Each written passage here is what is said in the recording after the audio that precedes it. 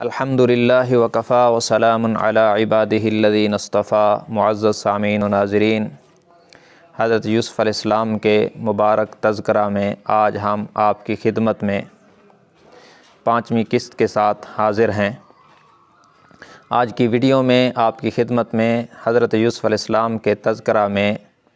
چوتھا سٹیپ عرض کیا جائے گا۔ سامعین محترم، قافلہ چلتا ہوا کنعان سے گزر کے مصر کے بازار میں پہنچا اور حضرت یوسف علیہ السلام کی خریداری کے لیے بازار مصر میں بولی لگ گئی،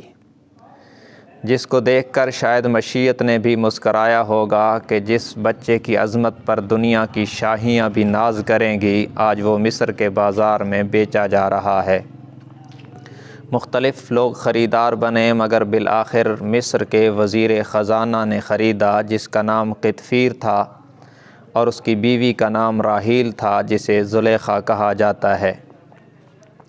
اور اس نے حضرت یوسف علیہ السلام کو خرید کر اپنی بیوی سے کہا کہ اسے غلاموں اور نوکروں کی طرح نہیں بلکہ عزت و احترام سے رکھنا اور اسے بیٹوں والی حیثیت دینا۔ اللہ فرماتے ہیں وَكَذَلِكَ مَكَّنَّا لِيُوسُفَ فِي الْأَرْضِ، یوں ہم نے حضرت یوسف کے پاؤں مصر میں مضبوط کر دیے، انہیں شاہی محل میں ٹھکانہ دیا تاکہ انہیں خوابوں کی تعبیر بھی بتلا دیں اور دنیا پر یہ واضح کر دیں کہ ہمارا حکم اور ہماری تدبیریں ہر سازش کے مقابلے میں غالب ہی رہتی ہیں، مگر اکثر لوگوں کو اس کا پتہ نہیں۔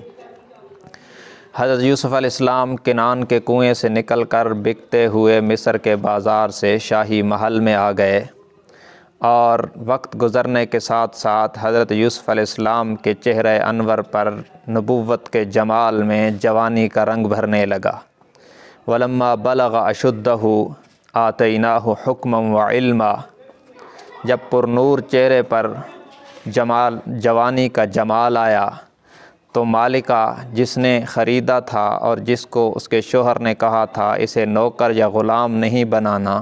اسے بیٹا بنانا ہے،